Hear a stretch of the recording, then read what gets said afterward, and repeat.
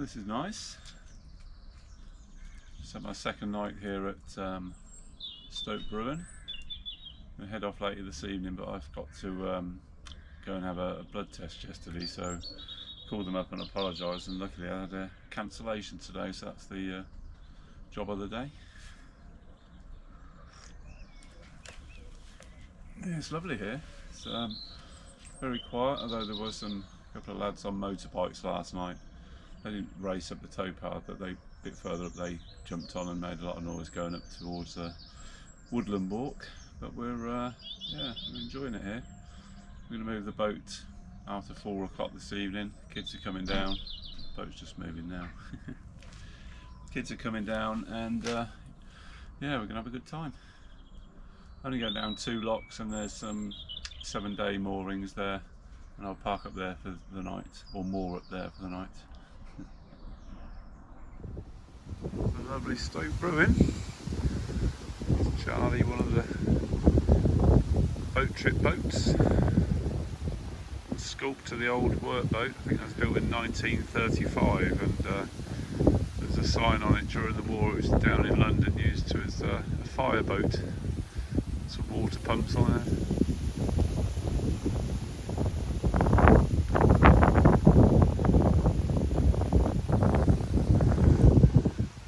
Just going for a little walk down and see where we can go tomorrow. So this is the first lock we're going to have to go down tomorrow. First time I've been down in a lock. I want to avoid the sill there.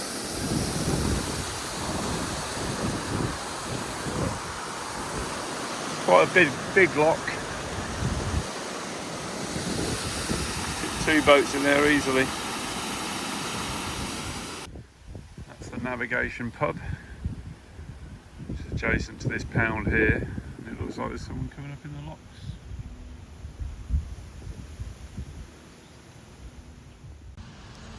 There's a 7-day mooring just down there beyond the Swan. On those bollards into this bit, they've got rings and things like that. It looks quite good. So I just have to do this lock, the one in the village. I thought I'd do a little cooking sketch. I've got 2 chicken breasts in there. There's a couple of eggs in there actually as well. 4 cloves of garlic that have been bashed with some salt, and they're just been brought up to a simmer, and they're going to simmer for about 10 minutes until they're about 70 degrees in the middle and cook through. And later on today I'm going to make a version of a ramen, which is either Korean or Japanese dish with noodles, a lovely stock, the chicken in it. I've got some pak choy as well, and the egg on top. So I thought I'd get the chicken breast cooked and out of the way so they can cool down, and get the eggs poached as well. Not poached, boiled. And that's what you want. They want to be cooked all the way through, no little pink bits. I did put my thermometer in these, and they're over 70 degrees, so that's good. The garlic that I used to infuse the water which I poached the chicken breasts in, I'm going to use that later and mash it up for the broth that I'm going to make. Okay, so running through the ingredients I'm going to use are some fish sauce, some sesame oil, soy sauce, the garlic that I used earlier to infuse when I cooked the chicken, some chili flakes, some egg noodles, some egg, some palm sugar that I've already grated into the pan. You could use sugar or honey, and some bok choy. So that's the palm sugar in the bottom of the pan, which I cooked down. It's a tip I picked up ages ago using honey. Get that melted down first, and then add some soy sauce to it to give you that sort of sweet, savoury taste to the broth you're going to make. Okay, so when your honey or sugar or palm sugar is getting to that stage where it's starting to caramelise a little bit more, add in some soy sauce.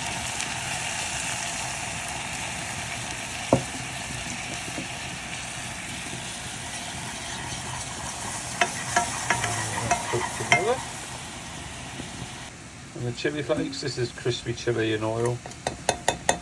Looks a lot, but it's not that hot really. Just use some dried chili flakes or fresh chilies.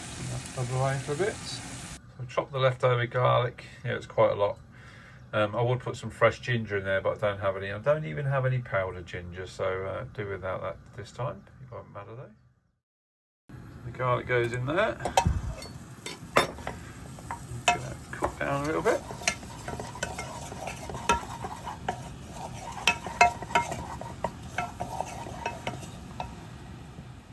I'll stir in one of these chicken stock cubes as well. That'll boil it.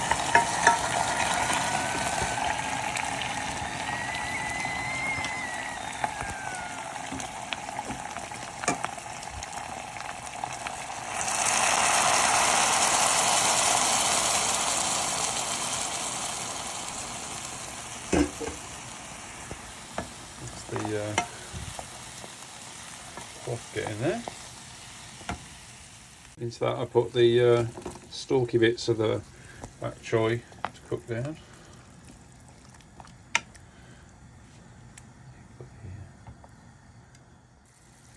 A drizzle of sesame oil. Once that's cooked for a few minutes, the noodles.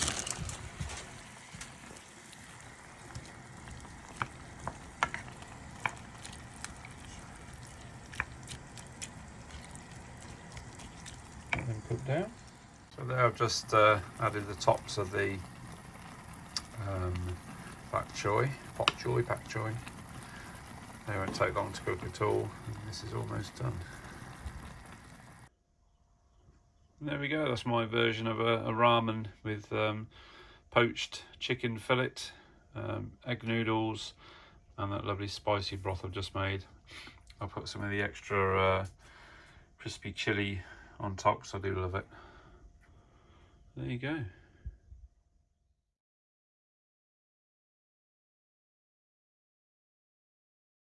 Look what we have down here.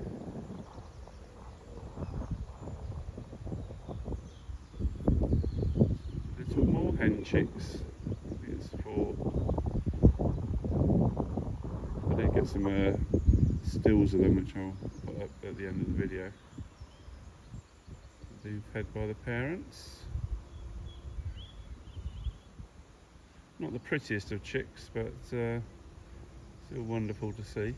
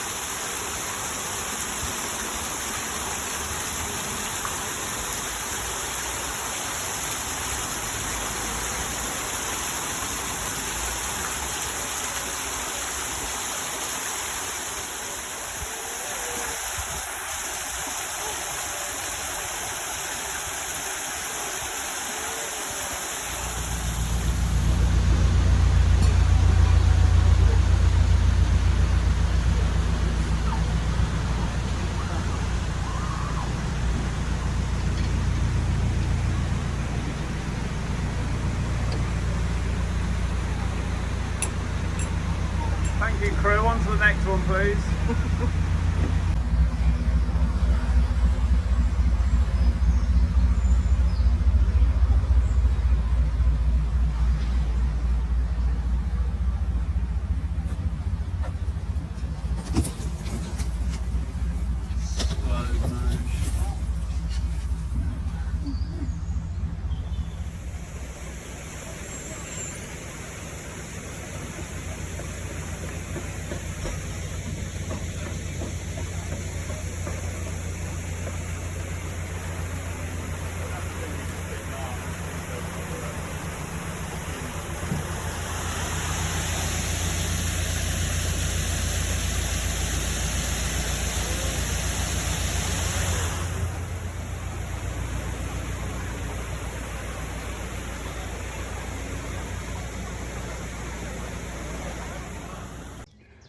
Good evening. I think what day it is, Tuesday I think. I've moved down a couple of locks from the mooring I had at Stoke Bruerne. I'm still in the Stoke Bruerne area. I just moved down from the actual villagey bit. Had everyone come down and help me. Amy was on the tiller. Tom and William were doing the locks and Savannah was looking after the babies. Little 3 older grandchildren in the front of the boat, locked in, so they couldn't get out. They all had life jackets on. But it's been good. Lovely down. I've got a lovely spot here. Nice and quiet. Just have a little look down there. Another boat there. You can moor here for 7 days. I'm going to be here for a few days. Don't know how long I'll be, but it's really nice. I've been, whilst I was moored up the top of Stoke Bruerne, I had the right side of the boat towards the bank, so I've cleaned all that side down and used a car wax on it. That's all I've got really. I know there should be some sort of boat wax or something, but it's a really rubbish paint job that's on the boat. I can't afford to have a proper one done, as much as I would love it, but she's looking a lot better. There are some scratches down this side. You can see them too well. Little scratches. No, not really showing up. Little scratches there, but she looks a lot better. Cleaned down, and I'm going to do as I did the other day at Bugbrook and touch up some of the little rust patches. And then I'm going to use some of the paint I had made up, mixed from the colour, to touch up any scrapes and bumps. And if I don't get it blacked this year, I'll get it blacked early next year. And then I know she's pretty good, because the whole survey came back as excellent. So I'll just get it blacked up to that line there, I believe. But no, this is lovely. So the kids met me at the boat, came down, and we had a bit to eat, pint in the pub, and then I decided I needed to get back to the boat. It's crazy how much I love it. It's so peaceful and relaxing. Obviously love the families a bits, but I just like getting down here with Meg. I just had a few bits to do before it got dark, and here I am. Going to move. The next step is 4 locks down, I believe, and then it's a pretty much straight cruise to where I'm heading off towards Thrupp Wharf. So I'll see you soon. Good morning. Lovely night's sleep in the new spot just down from Stoke Bruerne. I'm just having a little walk down to the locks I'm going to have to do eventually. There's only 4. Such a lovely mooring. There's loads of mooring rings along there. It's 7-day mooring as well. So yeah, once I've got these 4 locks out of the way, there's a lovely clear stretch right up into Thrupp. So that's the flight of locks.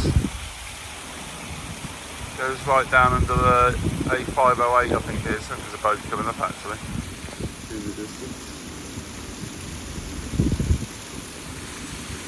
But yeah, it was a nice, you had a nice gentle passage through the 2 locks yesterday. Lovely. So I've known these locks for years. So I'll walk back to the boat now. I've known the locks for years and years. Having come here as a kid. Such a beautiful spot.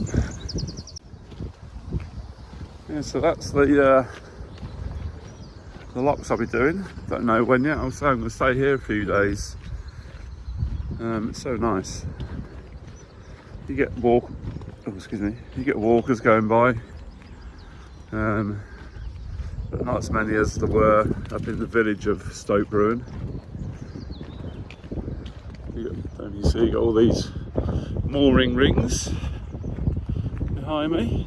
Just another one there. There's loads. You must get, oh God knows, 20, 30 boats along here. A lot anyway. I have seen it busy through the winter especially. There seem to be some boats stay for quite a while. But yeah, it's amazing. I've got to pop into Northampton today to pick up a couple of bits, but I'll be back at the boat this afternoon, just chilling out and yeah, enjoying the spot. So I'm just coming round the corner and you can see my boat, Ever After, and there's a couple of other boats here. I'll just turn the camera around. Yeah, so that's all still mooring along here. And there's Ever After. I've got my side hatch open. Beautiful. There's Meg, of course. Meg! Woo. There you go. 7 days free mooring, then it's £25 each extra day, and you can only stay for 14 days per month at Stoke Bruerne. This is some more exciting news in Towpath Talk, June edition. Cameraman Grant is closer to nature. On page 9 there's a little article all about me and my photography. I'll put a link up, you can read it online, but you can pick these papers up free at most chandlers or marinas and things. But yeah, very pleased to see that.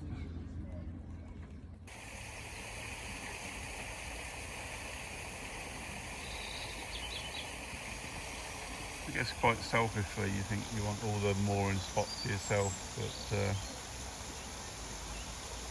the hire boat come and park very closely to me last night.